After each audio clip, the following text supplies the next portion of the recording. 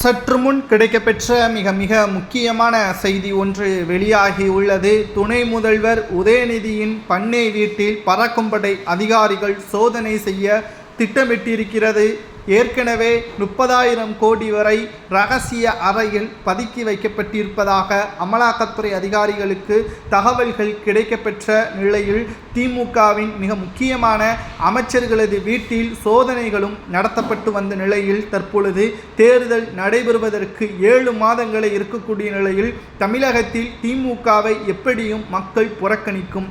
திமுக எடுக்கக்கூடிய ஆயுதமே மக்களிடம் பணத்தை கொடுத்து வெற்றியை பெற்றுவிடலாம் என்ற நினைப்புதான்.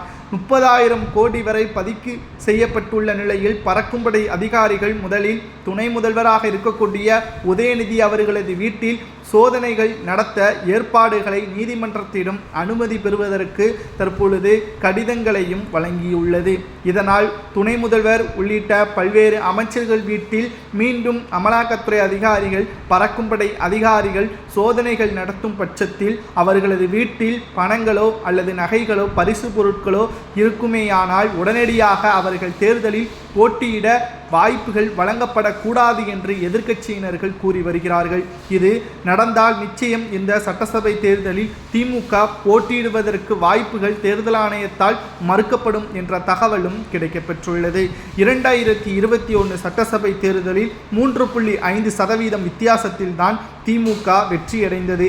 ஆனால் இப்பொழுது அரசியல் களம் முற்றிலும் மாறிவிட்டது. ஏனென்றால் தமிழக வெற்றி கழகம் விஜய் அவர்கள் தொடங்கிய நிலையில் வரவேற்புகள் தமிழக மக்கள் அதிக அளவில் வழங்கப்பட்டு வருவதால் திமுகவிற்கு இது மிகப்பெரிய ஒரு சோதனையாகவும் மாறிவிட்டது.